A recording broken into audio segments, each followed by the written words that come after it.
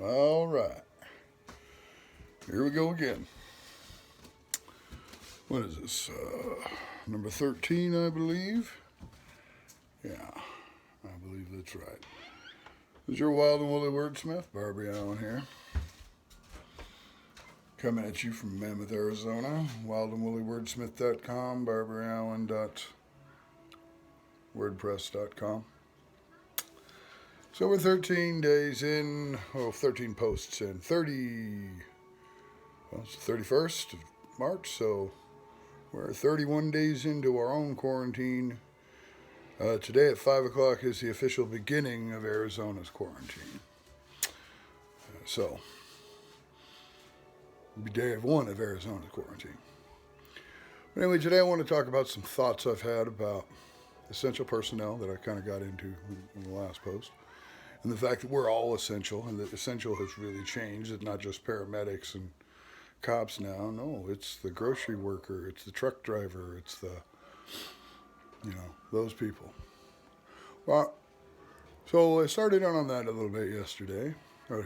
Yesterday. And today I've been doing some reading. I was always kind of worried that it was, they were dismissing the idea of it being airborne much too cavalierly, and that we needed to treat it as if it was airborne until we found out that it wasn't. But that's not the way the people in charge wanted to go. Not surprising that they didn't quite have the best. They didn't make the best choice of the options they had, because now we're finding that it probably really is airborne. Duh.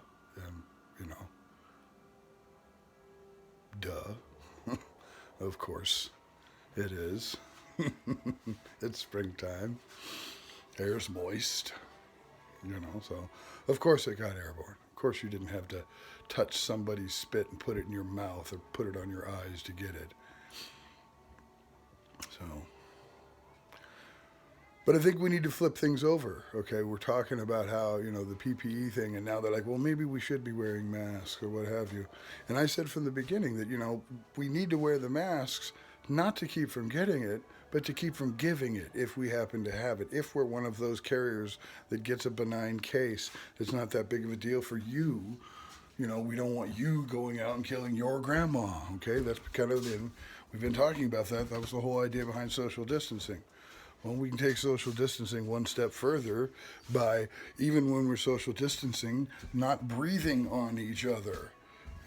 Breathe through a filter when you're in a circumstance where you have to, worry about social distancing.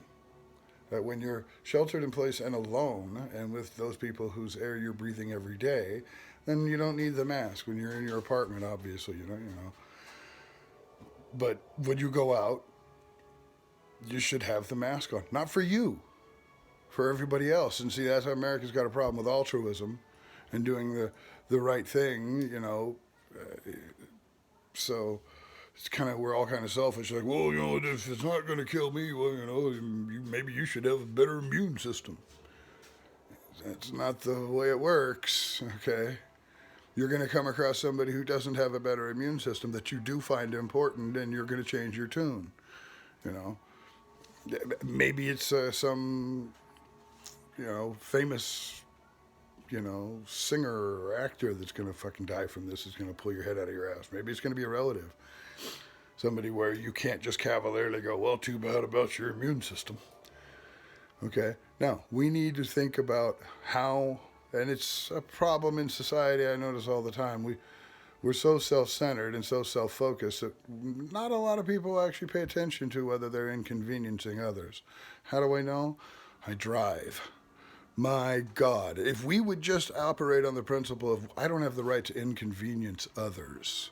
I have a right to do whatever I want, as long as it's not an inconvenience, especially an unnecessary inconvenience, to others. That in an emergency, certainly you have the right to inconvenience others. It's an emergency. But you don't have a right to double park because you're too lazy to park and get out of the car to go talk to somebody. You don't have the right to block traffic, and park next to each other on a side street and talk in between your cars. It doesn't matter that there's no traffic coming. The idea is that there's the potential that some could. And if they have to wait for you, even briefly, if they have to slow down their purpose at all because you're breaking the law by sitting in the middle of traffic, you've inconvenienced them. You don't have a right to do that. Trust me, it happens a lot. The people that double park, people that park in handicap spots that don't have the placard, people that park in no parking zones and just run in because it doesn't apply to them. So this is a very, it's an American problem. And so, of course, we didn't say, well, I'm going to wear a mask. It's an inconvenience to me, but I'm going to do it because I want to save others. It's a hard sell for Americans. But it's one we need to make. In fact, we probably need to legislate it in some way that you don't have the right. I mean, I think we ought to say we don't have the right to inconvenience or endanger anybody else, ever. I mean, we ought to operate on that. We don't. But damn it, in this sort of emergency, we do not have the right to endanger those first responders. And it ought to be criminal to endanger those essential personnel, not just first responders, but essential personnel. It probably is criminal somehow to endanger a first responder. That's probably on the books everywhere. But we need to amend that for this crisis and make it to where it's criminal to endanger essential personnel. And that means the clerk at the damn grocery store, okay? And that means maybe we should say you can't go in the grocery store if you don't have a face mask on. You're not allowed in. If you don't care enough to bring a mask with you, even if it's just a half cut out bra that you took out of your wife's fucking closet, wrap her fucking bra around your goddamn face. If you can't do that, then you don't deserve to go shop for food. Maybe provide masks at the entrance for a nominal fee for the people that forgot their mask. If you can't put a bandana on, bank robbers got to be licking their chops, man. Everybody's going to the bank with a mask on today. But we need to.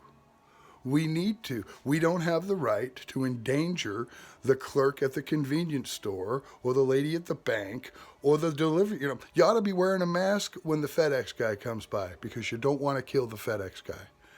I don't care if it's not comfortable. I don't care if it's, it's hard to breathe or it's kind of claustrophobic. Well, then don't approach the FedEx guy. Let him set it down outside your gate. Let him drive away and then go get it, okay? But if you're going to go in the grocery store, you need a fucking mask on. Not for you, dumbass. For everybody else, because you might be that benign carrier. You might be that person that just has the sniffles, normally has allergies this time of year, so hasn't really paid attention to it, and you're walking around giving it to everybody you breathe within 20 feet of. Everybody you breathe within 20 feet of, bro. Quit being so fucking selfish. The government has, and that's the sad part, is the government has encouraged this selfishness when they should have been preparing us to act like most of those. I mean, if you watch the news at all, every time there's a major flu season in Asia, everybody's walking around with a mask. And we all think, oh, they're paranoid. They don't want to get sick. No, it's not paranoia. It's altruism. They don't want to kill everybody else. It's altruism, not paranoia, that has them putting on masks during flu season. We could learn a lot from that. We picture that as some crazy, weird, foreign, oh my God, those paranoid Asians with their masks. No. I mean, maybe it is paranoid. I mean, it's not. I guess it takes it back to that joke. Is it paranoia if they really are after you? Is it really paranoia? And that's the point here. Altruism is why they wear those masks. And we need to do the same. You shouldn't be able to walk into the freaking Circle K if you don't have a mask on. And the clerk should be able to tell you to get out, get a mask. And if you can't, maybe you got to write down what you want. And get the next guy that comes through that does have a mask to get your shit for you. If you're at the Fred Meyers or the Kroger's or any place like that, and you need to go in and get stuff, take a mask with you. Take your wife's, I'm not kidding, take your wife's old bra, take an old bra, wrap that damn cup around your face, and do the clerk inside a solid. Do the warehouse worker a solid. Do the driver a solid. Do those other people who are professionally shopping for others who won't go to the store, do them a solid.